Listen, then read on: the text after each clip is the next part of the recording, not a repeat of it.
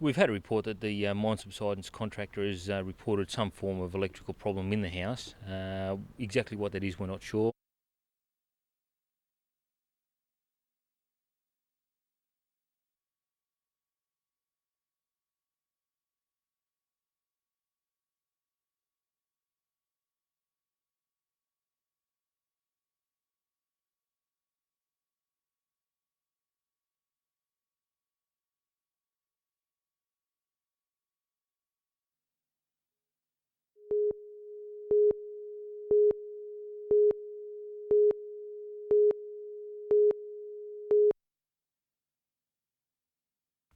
The crew of the Hunters Rescue helicopter captured the last shots of the Viking 1 as the Central Coast to Port Stephens voyage became its last.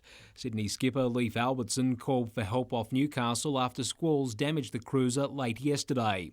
She came off a wave, and according to the police, as they were able to view the front of the boat, we opened all the front planks up off the stem of the boat.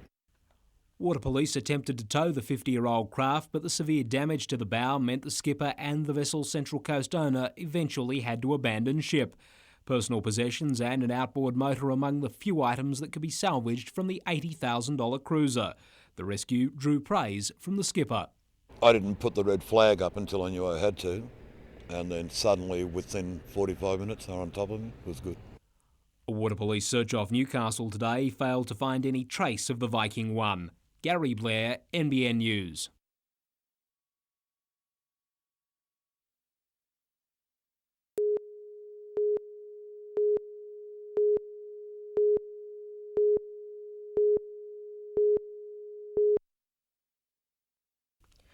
This patch of dirt at the Hunter Plant Operator Training School in Cessnock is actually a classroom. Here trainees are being taught to operate these huge machines. It's thought this is the first time training has been done off mining sites. Over the last 12 months we've had about 80 or 90 inquiries for people that want to be trained in dump truck operation, and I think this stemmed from the fact that a lot of the contractors took over some of the work in the valley. Today was an opportunity for the trainees to shine and show off to prospective employers. Get the truck to come back up and dump its next load into that point. While it's not cheap, costing $6,000, most are hoping the training will give them a guaranteed job in the nearby coalfields. For 43-year-old mother of two, Christine Stemmen, it's a career step for her and a giant leap for women who want to do this kind of work. I've gone from office work to driving trucks in a matter of a week. Christine is just one of the 10 people currently doing the intensive 2-week course, getting hands-on training. I drive a ride-on mower. Still can't drive the ride-on mower at home. But you can drive one of these trucks now? Yes. Tanya Carlisle, NBN News.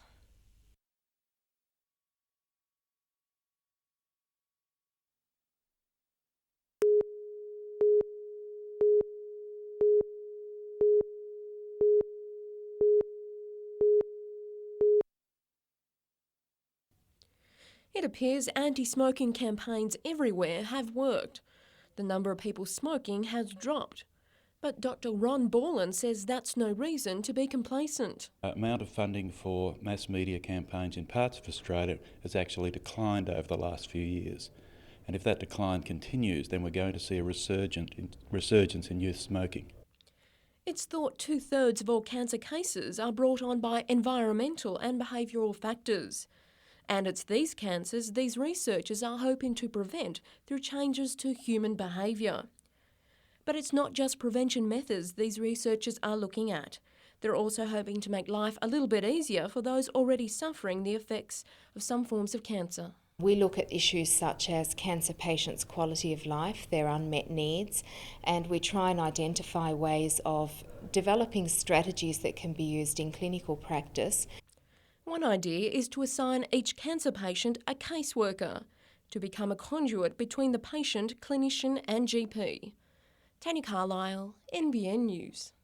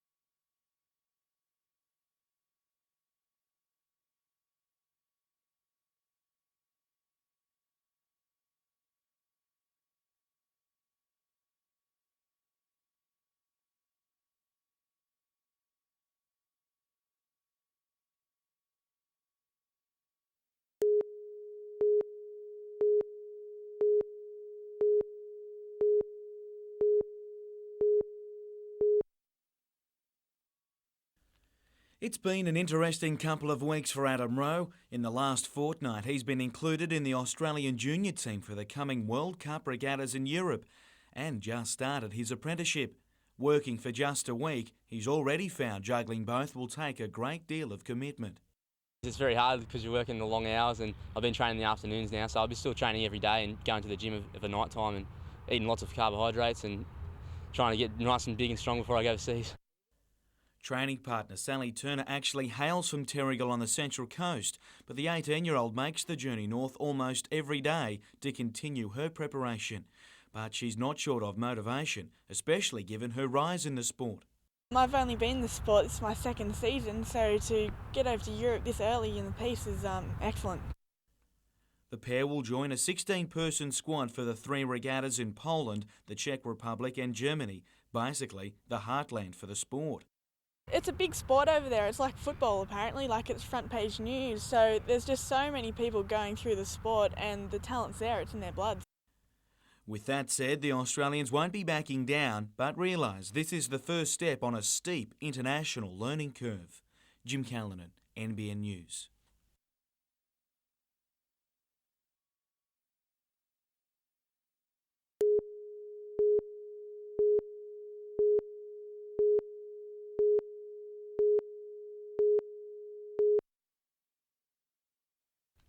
What a day for sailing, if you could find any room. 43 different type of craft in a 200-strong fleet.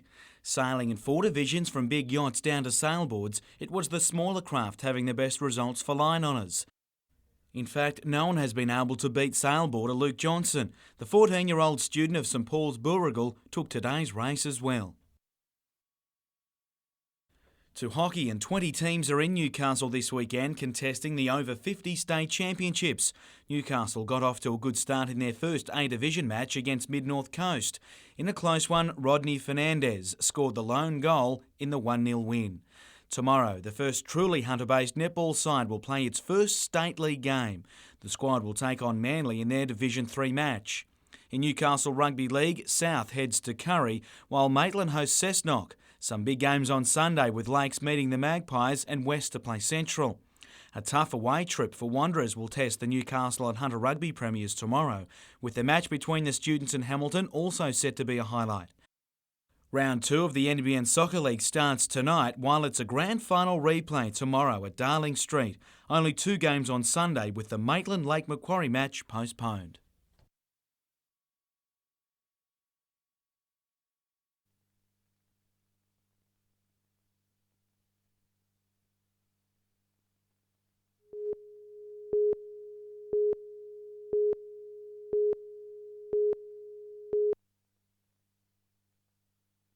It was a bit like a hospital ward. Andy Roberts limping out past an injured Robbie Middleby, while Joey Sharippa received treatment for his ankle problem. The talented youngster was today nominated for Best Under-21 Player of the Year. His chances of winning that far exceed those of him playing on Friday. Looking at it now, it'd probably slide towards no. From last night to today, it surprised me, so hopefully a couple more surprises would be nice.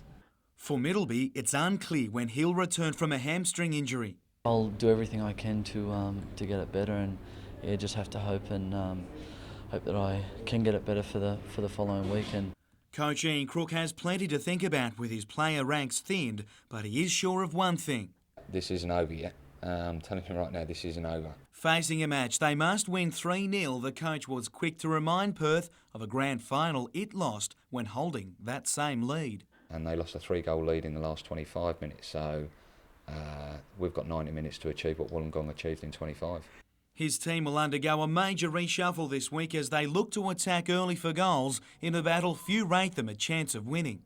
How much better would it be then to actually achieve it? Calling on fans' support for the big match, some have already begun backing the home team, with Shortland Juniors showing their true colours today in the lead-up to Friday's match.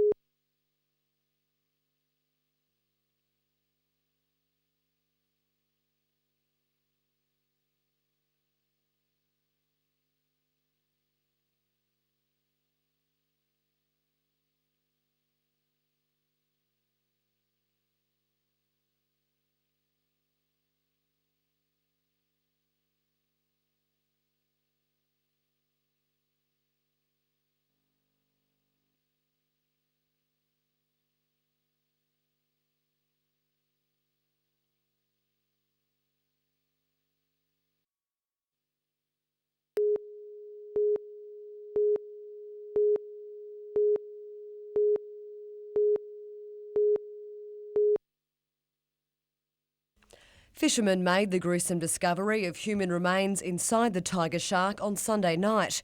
A post-mortem was carried out today on a partially decomposed head, a right arm and a shoulder and pelvis bone. That we're looking for a mature male, and indications are that the remains were inside the shark for at least a couple of days, and at this stage it looks as if the body may have been in the water longer than what it was inside the shark. Police are trying to match DNA and dental records from the remains with unsolved homicide and missing person files. The 3-metre tiger shark was caught off Catherine Hill Bay, south of Newcastle. A CSIRO shark expert says it's difficult to say whether it was travelling up or down the coast. It looks like the experiences of the fishermen in that area suggest that the shark may have been heading north, although the East Australian current is still pretty strong and the water's still pretty warm out in the area where it was caught and flowing southwards.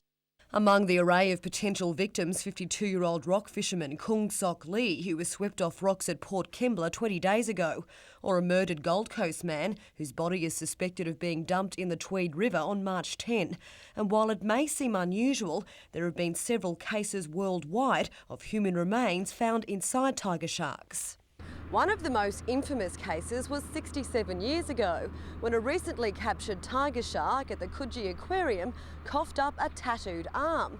It was found to belong to Sydney underworld character James Smith, whose suspected murderer has never been found. Vanessa Trezise, NBN News.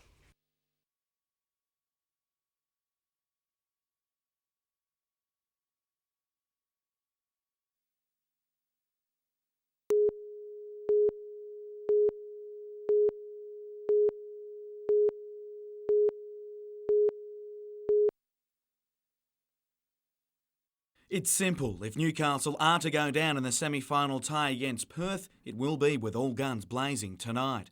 Brazilian ace Alex Moreira will join United's regular strikers up front to boost Newcastle's attacking power. Beaten 4-1 in the opening leg, Newcastle needs goals, and plenty of them, to have a chance of winning the right to host the grand final. Nothing's impossible. It's a huge mountain we need to climb, but I believe we've got a group of players that can scale them heights. Crook waited until late today to reveal his side that will play Perth in a game few give them a chance of even winning, let alone by the margin required to take the tie. We've got to go in there all guns blazing, and we're not giving up the ghost on this one just yet. The best attacking side in the league won't be changing its style either, leaving fans salivating at the prospect of end-to-end action. Defender Shane Price must have some mixed feelings though. Born and bred in Newcastle, he twice came close to leading them to its first ever playoff. Now with the glory, he's trying to stop them altogether. I'm proud. When I was here I wanted to be part of the success, but it didn't work out that way, and now they've got it, and hopefully they can continue it on in the further years. Jim Callanan, NBN News.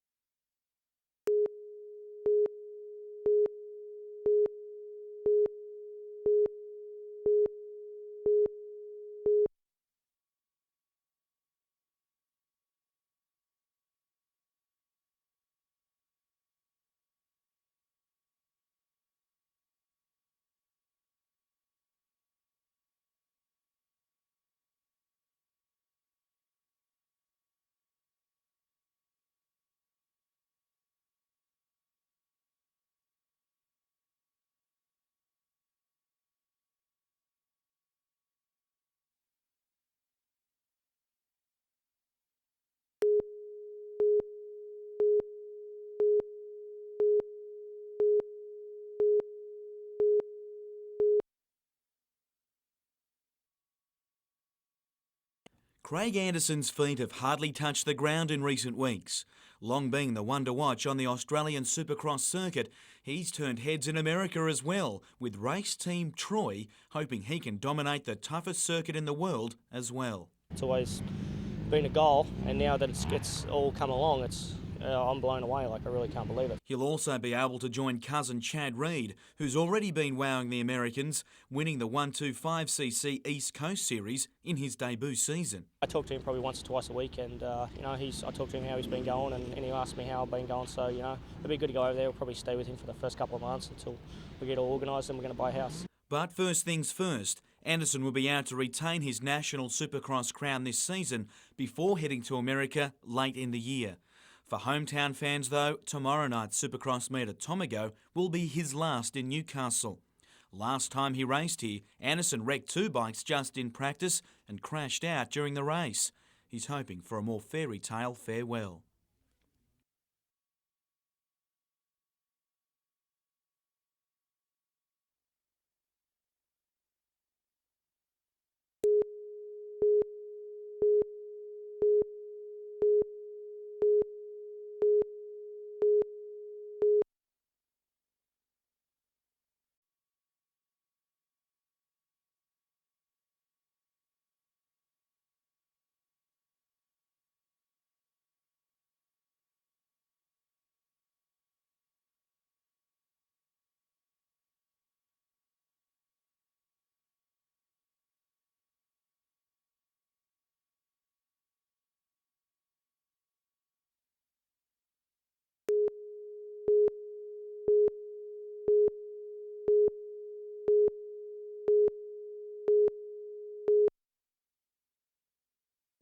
A spate of armed hold-ups across the Hunter in late 2001 and early this year prompted police to take action. Strikeforce Ubina was set up to target bandits, in particular a gang who trademarked their robberies by wearing masks depicting cartoon characters. A cross-section of businesses were hit during the spree, including the Encompass Credit Union and Adamstown Cellars. It was paramount that we got in there and made early arrests, which we did. And then we were able to tie up the rest of the fellows from the early arrests we did make in the second week of February. But after only 2.5 months of investigating, police have now wrapped up Strikeforce Ubina. They did an absolutely outstanding job in actually being able to bring the offenders to justice fairly quickly. The police operation resulted in 11 people being charged with 90 offences directly related to armed hold-ups, and it seems the strike force also had a positive effect on armed robbery statistics. There were 66 reported armed hold-ups in the region in the first 3 months of 2001. For the same period this year, that figure has almost halved to 35. Cullen Robinson, NBN News.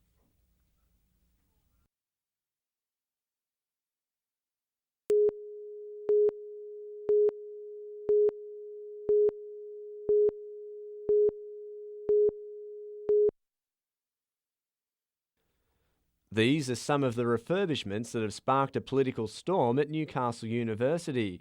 A $600,000 bill includes more than $130,000 to establish a base of operations for the new Pro-Vice-Chancellor of Business and Law, as well as senior faculty staff. $100,000 to set up similar rooms for science and information technology heads, and $57,000 to move the faculty office to a ground floor for wheelchair access. It's all part of a restructure that's seen 11 teaching faculties reduced to 5. The refurbishments necessary, the uni says, to make 11 offices into 5 go. To make them bigger for the number of students coming, but also the number of staff that have to be co-located. I mean, if you bring people together, for example, from nursing, health sciences, medicine, into one office, then you've got to accommodate more administrative staff in a single area. But with the uni looking to head off a $15 million budget blowout over the next few years, the student union says the bill is inexcusable. We're in a situation where universities are in crisis. There's certainly not enough money to go around to fund public universities, yet we're seeing a ridiculous amount of money spent on Pro-Vice-Chancellors' offices. In the longer term, and we're talking about the 3 to 5 year longer term, we will be able to save money through this restructure. The Tertiary Education Union, meanwhile, believes the refurbishment costs may be higher and is waiting with interest for the release of figures in June. It may well be, the university would argue, this is just part of the normal budget on refurbishments, but in the face of the budget deficit they're talking about, one would have thought good management would have been a bit more economical with their extensions. Colin Baldwin, NBN News.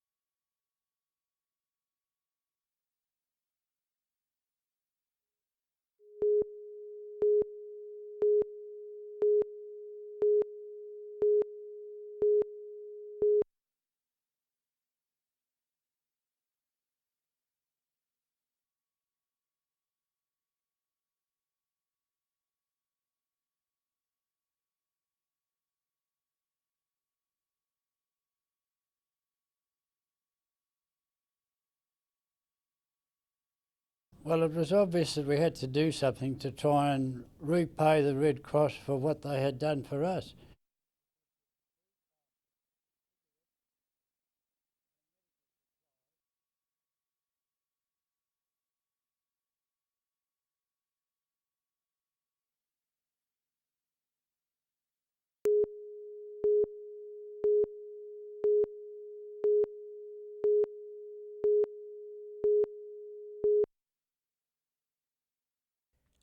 You can't measure the pride the people of Bulahdelah have on the success of their amputee bowlers. Paul Cyron and Rod Gregory won their World Pairs title at the recent Paralympic Lawn Bowls Championship in Adelaide. Paul also claimed silver in the singles, all this only 12 months after stepping onto a rink for the first time. I went down there expecting nothing and, come back with a gold and a silver. I was stoked. Local fundraising made the trip possible and the pair wanted to return the favour. Leading up to the games, we've got people coming up, good luck fellas, all the best, you can do it, and that really meant a lot to us. And we've got over there and came up for the goods. The duo went to South Australia's Roughies, having only played together for a year, mostly on turf.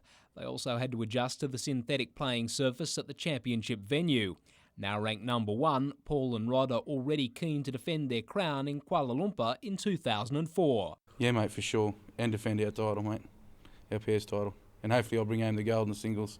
I'll have to fight Rodney for that, though. Gary Blair, NBN News.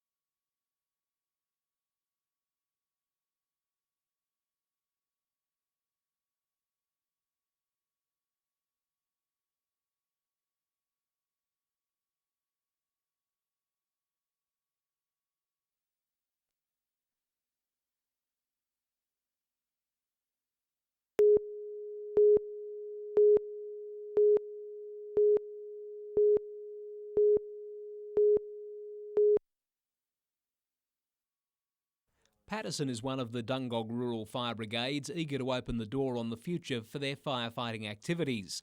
However, Shire councillors have rejected management changes which aim to improve training, hazard reduction and community education. Firefighters are concerned council doesn't understand why they want the overhaul. The reason that they're not in agreement with zoning is because the volunteers aren't in favour, which is not the truth, and that's, I suppose, is the thing that really has angered the volunteers.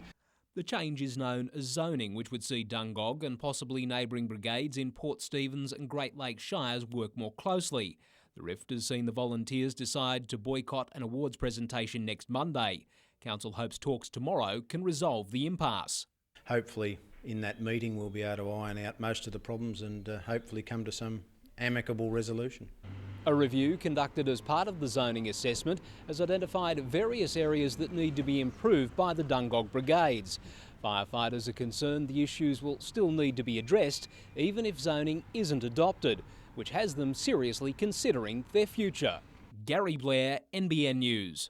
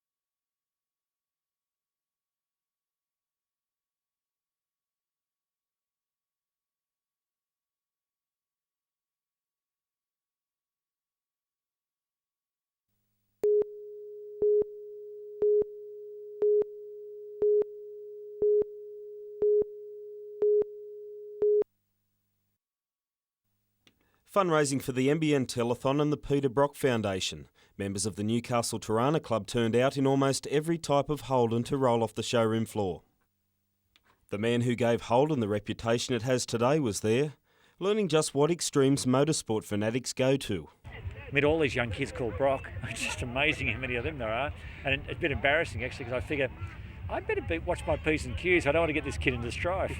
But Peter Brock realises more than anyone why people keep reliving a classic era of motoring. It's very straightforward, I suppose, and people sort of, I guess they sort of hanker for that a bit. They sort of think, hey, I like that time, I like those cars, it reminds them of their youth, I suppose.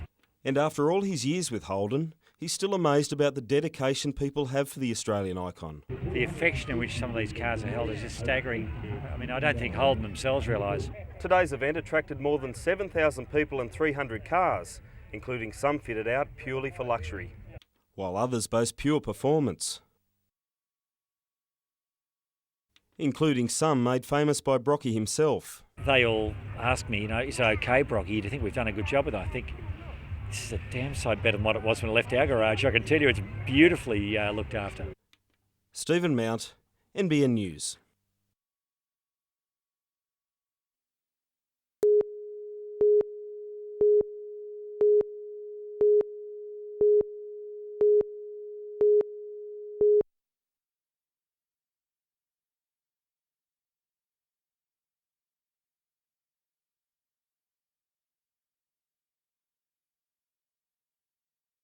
And $3.2 million is not a lot when you consider that we're an organisation with over $1 billion in equity and $112 million in income and $60 million in the bank.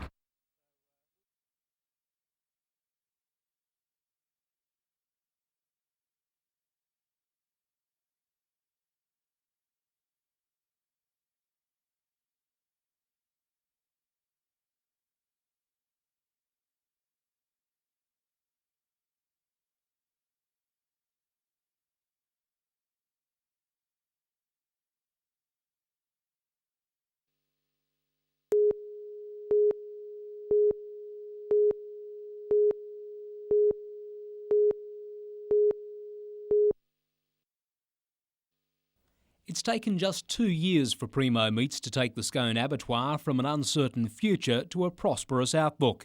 A $20 million plant upgrade is underway to increase throughput, value-add beef, lamb and pork, and expand the operation from a domestic to an export meatworks. Concentrate on Asia, USA, Europe, the whole world, Africa of course. We will do the lot. The federal government has backed the expansion, which will become the biggest three-animal type abattoir in the state, with $1 million from the Dairy Adjustment Package. Local MP and Deputy Prime Minister John Anderson today delivering Primo's share of the 11 cent a litre levy on milk. He believes the company's plans will provide a further boost for livestock producers.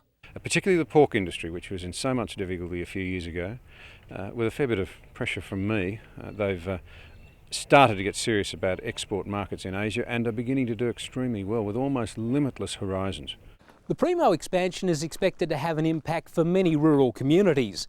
In addition to doubling the workforce of the Scone abattoir, it's expected to see more livestock drawn from the Hunter, the New England and the Mid-North Coast.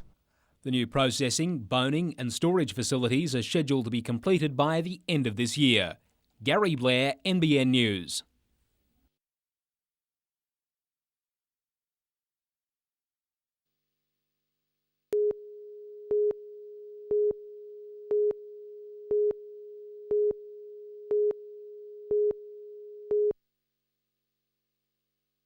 The intensity of the inferno can be seen from this air conditioning unit, only just hanging onto a wall which almost collapsed because of the heat. A passerby alerted fire crews just before 6 this morning. By the time they arrived, the blaze had almost swept through the tournament office. By the construction of it being sort of metal with heavy loading of furniture, etc. inside, it was easily consumed. Police forensic officers say the fire was deliberately lit from underneath. The building was not even 2 years old. Its timing couldn't have been worse, with organisers busily preparing for the Under-17 Boys State Hockey Championships, which gets underway tomorrow. And candles were responsible for an earlier fire at this Cooks Hill terrace at 4 this morning. A male was sleeping in the upstairs bedroom, but it wasn't until his mattress was fully alight that he woke up and managed to alert 2 other people inside. Fire crews say it was a lucky escape and have issued this timely warning. Burning candles are a no-no, and as I said, there's been at least 3 or 4 deaths in the last decade from the use of candles in Newcastle.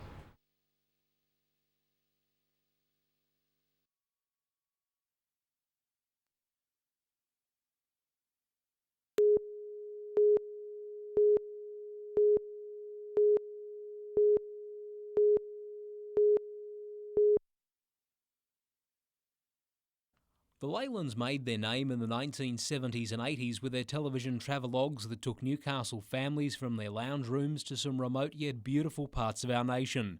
We all knew behind Mike and Mal there were good women. Now Lorraine Leyland, Mal's wife, has spilt the beans on how the filmmakers come television stars really enjoyed the outback. Oh, I've had quite a few people over the years saying, when are you going to bring out a cookbook? And I thought, oh yeah, one of these days. And I finally decided at Christmas time I was going to bring one out, so I have. I've called it Food for the Road. The recipes come from sources as diverse as the boy's mum to cattle stations out the back of beyond.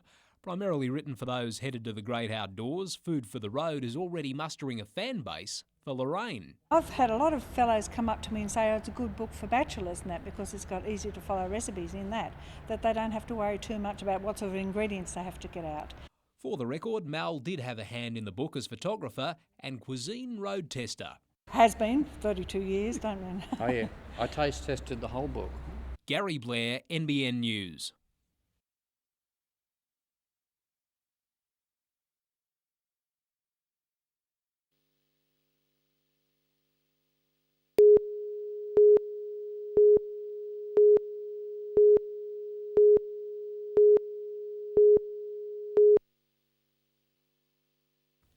Heeding a late call-up, Muswellbrook's Jamie Feeney had only just made it to the Bulldogs' first training session for the week before he was told to hit the country road and join the squad in Wagga.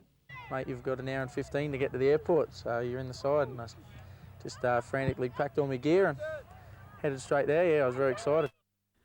Joining the likes of Brett Camorley, Scott Hill and Jason Moody, who all played in Newcastle, along with the host of Knights players, the country squad begins to look more like a Hunter All-Stars side. However, some thought this day would never come. Matty Parsons is one of those I was referring to who thought representative footy had passed him by. The Newcastle Representative League side wants to make sure this year's country title doesn't pass them by. The squad left for Dubbo today ahead of their opening round encounter against Western Division, with last year's disappointment still fresh. Oh, most definitely, mate. We'll just see how it goes. The side has just 4 survivors from last year's campaign that ended in the semi-finals. New captain Scott Connolly believes his role is more about actions than words. I'm not getting any younger towards the end of my career, and this is a great honour and one I won't take for granted. Jim Callanan, NBN News.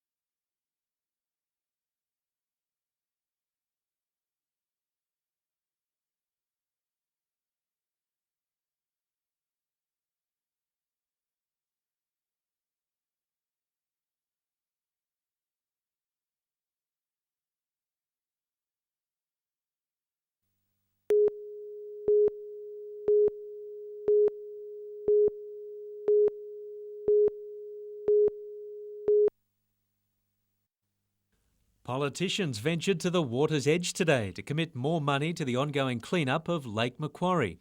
We are committing ourselves to another $3.9 million over 3 years. The lake has long suffered the damaging effects of urbanisation and industry, but according to the experts, efforts to clean it up are working. The lake is looking a lot better than I can ever remember it, but there's still room for improvement. The state government formed a task force 3 years ago, headed by Clean Up Australia chairman Ian Kiernan, to oversee the lake's rehabilitation. Today, 2 studies were put on display, looking at ways of improving water quality in Cockle Bay at the northern end of the lake, and a management plan for Coon Island, near the dropover where the Swansea Channel enters the lake. What I like about the announcements today is that the approach is being taken of looking at point sources of pollution, notably Cockle Bay with the Pasminco activity, and secondly looking at it from the entire catchment perspective.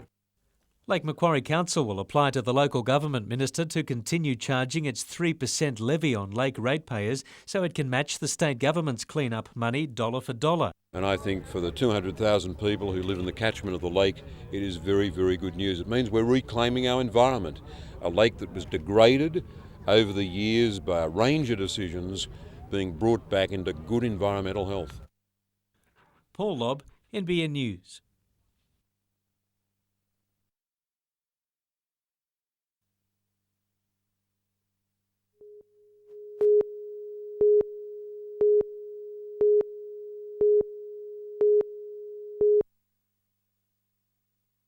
What they're saying is absolute scurrilous muckraking.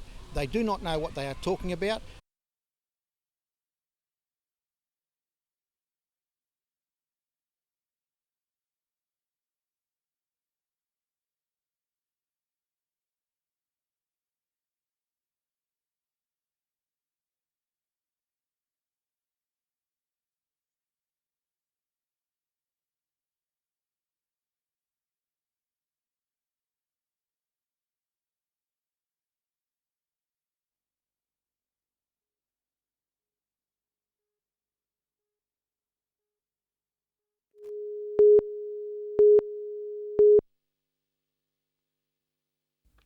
The Year of the Outback is the festival's theme this year, so it was only fitting that a country music band took centre stage on Friday night.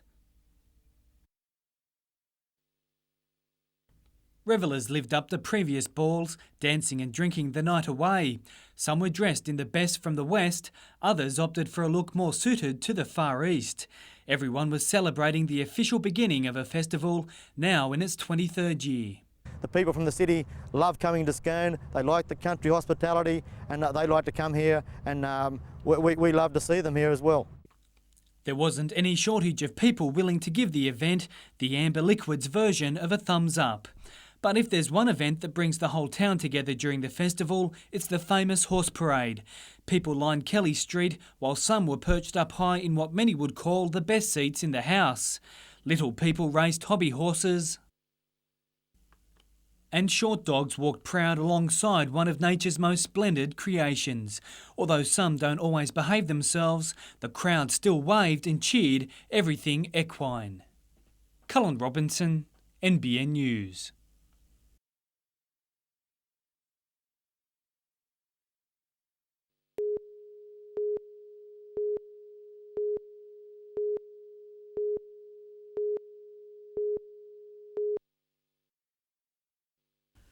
While Tamana Tahu is one of two knights set to make their Origin debut, clubmate Matthew Gidley's name was missing from the list.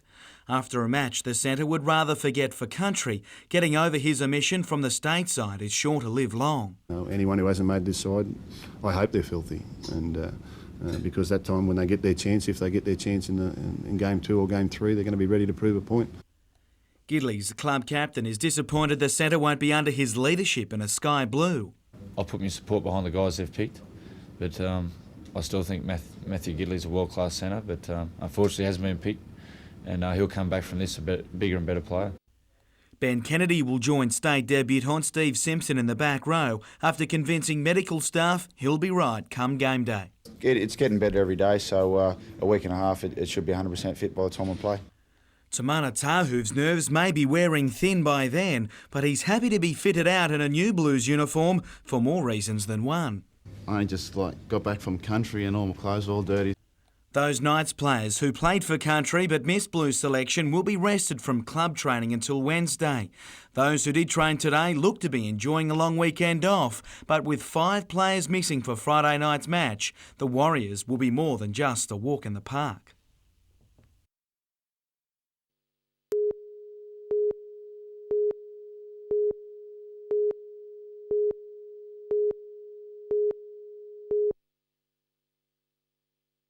James Wynne is about as down-to-earth as you'll find. After a stint with St George Illawarra, the Gunnedah lad joined the Knights 3 years ago and has since started his own welding business on the side. I'll do anything from security bars and windows to just odd jobs around the house, as far as contracting out to any businesses that need a welder. So I'm sort of do a bit of everything. With no job too big or too small, the reserve grader has been asked to quote on his biggest job yet, filling in for the world's best player. And what an opportunity. And that's what you always train and play each week in reserve grade or wherever you play for, is to get a chance like this. So I look forward to it every time. Stepping out of Johns' shadow, Wynne refuses to get caught in the hype. No, I don't look at it as pressure. I more or less just go up and play my own game and hopefully get a win with the boys. His only disappointment, the exclusion of Warriors half Stacey Jones. The in-form number 7 ruled out injured. I really like Stacey. I think he's a great player, and I've always watched him when I was growing up, so it would have been good to play against him, but I'm sort of happy he's not there as well. But Wynne adds he'll understand if Joey wants his jumper back. I think he's pretty safe there, but I wouldn't mind playing alongside him one time as well, but I'll just take it as it comes at the moment. Stephen Mount, NBN News.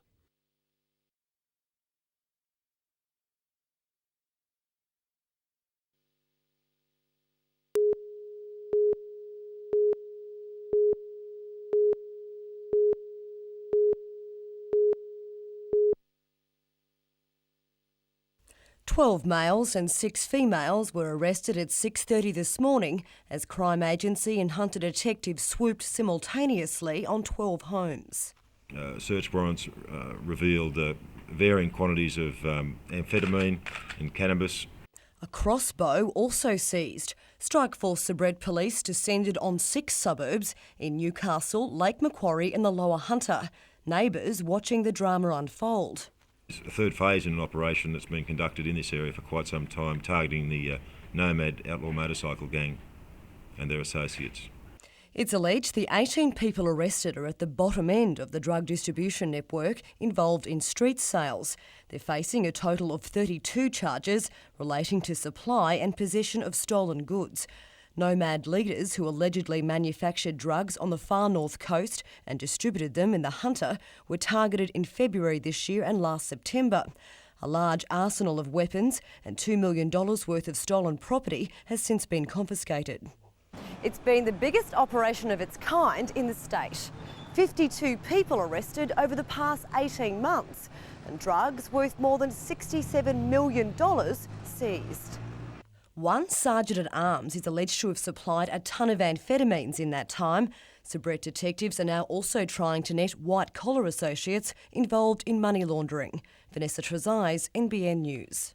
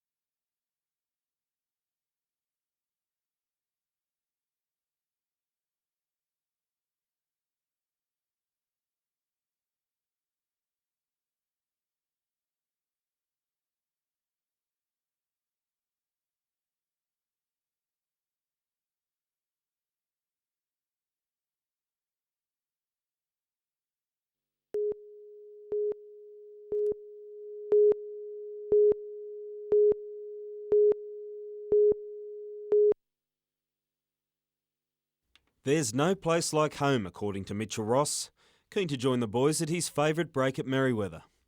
Mitchell recently took out a one-off qualifying event in Japan, stealing more than the show in the process.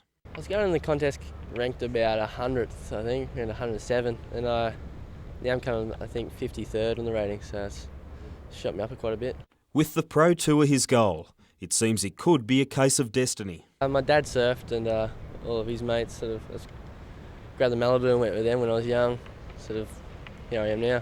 And growing up in Newcastle, he never had to look too far for inspiration. Oh, Mark Richards was my biggest hero. He's just the best, you know, he's done everything he could have done in surfing. Ross heads to India in around 2 weeks for the next event of the World Qualifying Series. Stephen Mount, NBN News.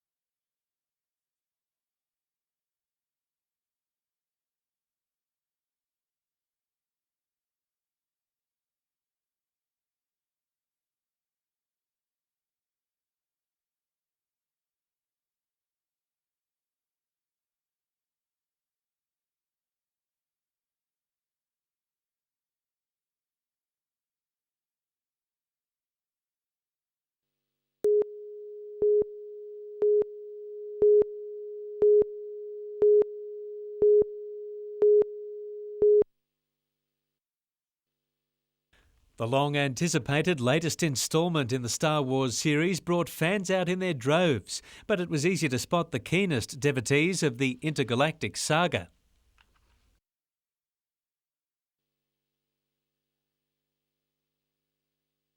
In Newcastle, fans had queued for more than 15 hours to secure a ticket, and there's nothing like a good lightsaber fight to get you in the mood. Episode 2, Attack of the Clones, features all the old favourites and some cloned new ones.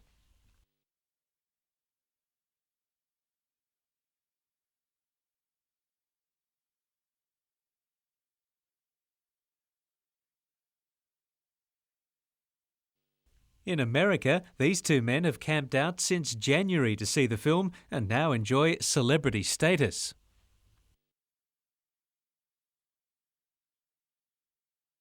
Paul Lobb, NBN News.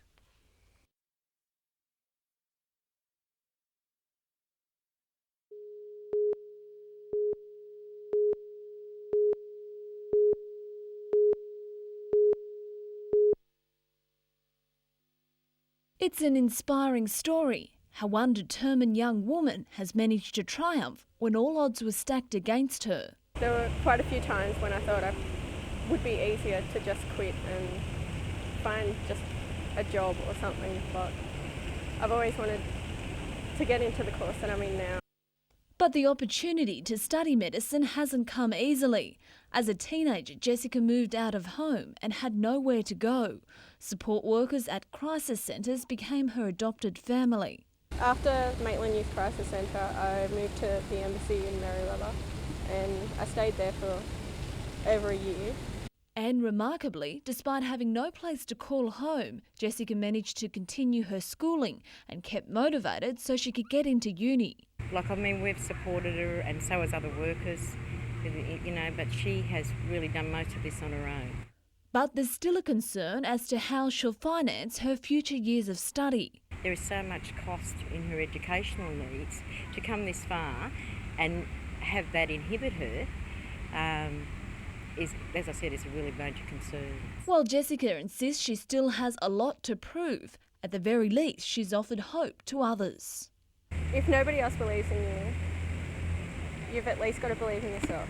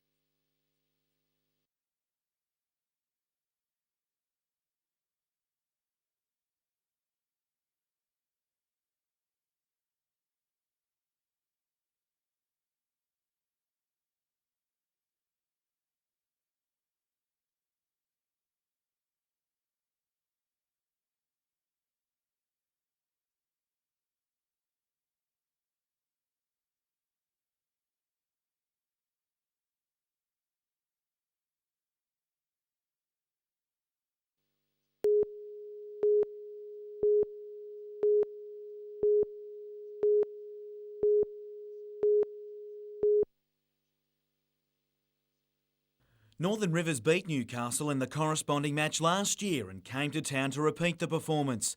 But the home side was the first to fire, Scott Coxon starting things before finding Ryan Dagwell, who finished it for a 6-0 lead.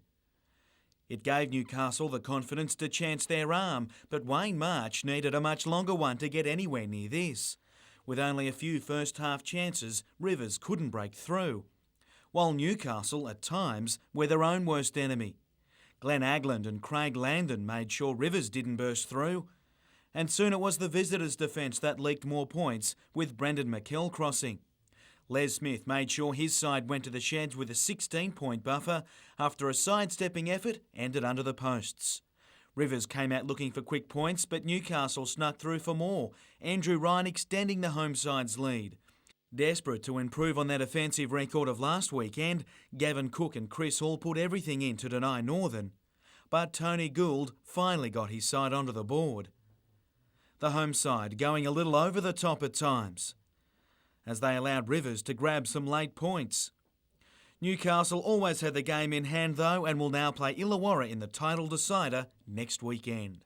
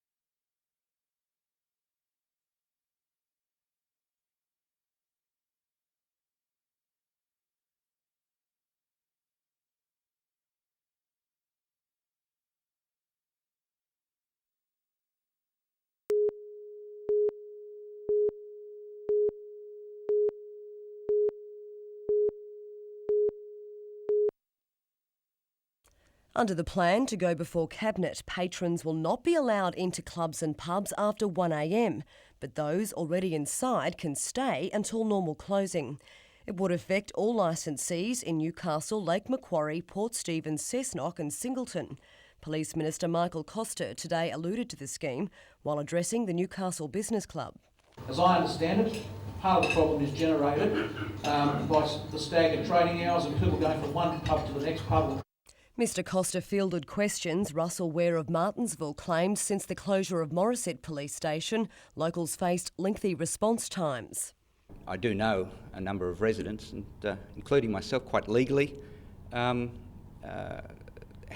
licensed firearms just for that eventuality, that to feel safer in the event of a break-in. What I'm interested in is 24-hour police presence, not necessarily 24-hour police stations. He also wants to toughen the Young Offenders Act.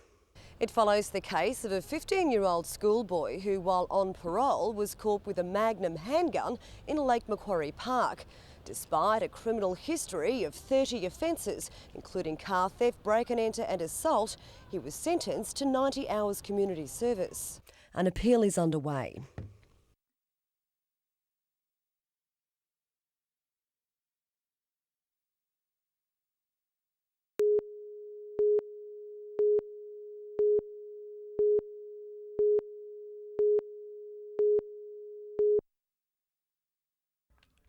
Rain may have forced the Knights to move indoors, leaving the team with just one session tomorrow morning to go through its paces.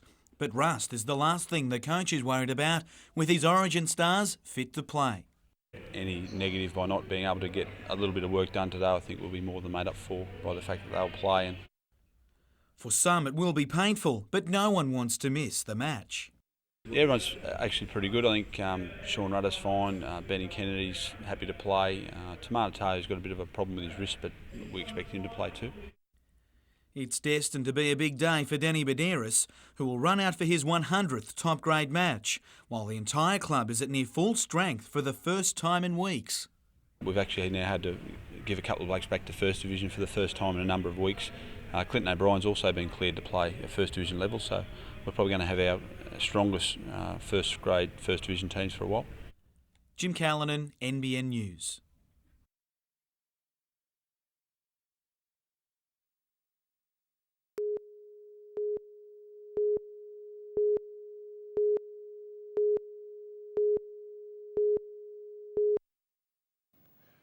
Thanks to Joey Johns, the word dominant is a real buzzword surrounding State of Origin. He indicated he wanted to dominate, and he did, along with his New South Wales teammates. I thought the combination of Johns, Baderis and Hodgson provided a lethal attack that stunned Queensland. Their understanding of each other was just remarkable. The two other factors that I thought influenced the victory, one was the coach Gus Gould, who right from day one set the scene for a complete turnaround of last year's first game. And the second one was Stadium Australia, which is proving to be a wonderful hunting ground for New South Wales, who haven't lost a game there since the ground's inception in 1999. The tossing of the coin before the big match was an icy affair. Gordon Tallis chose not to speak to referee Bill Harrigan, or Andrew Johns for that matter. Now the inside word is Harrigan asked Tallis if this is the way it was going to be tonight, and it was. Harrigan and Tallis have been at loggerheads since Gordy received 10 minutes in the sin bin when the Knights played the Broncos earlier this year. But it looks like Bills won 2 from 2 as Gordy copped another 10 minutes just before half-time in the big match. On to round 10 and State of Origin players are back with their club sides. Tonight's big clash between the Eels and the Roosters will see 5 players backing up. Pro Matt will also be playing in the club's traditional strip as a part of a promotion, and I've tipped the Eels. Warriors over the Storm. I think the Panthers can win again and defeat the Sharks. Bulldogs, Knights, Raiders, Broncos, all to win their matches. Good luck with your tips. I'll see you next week.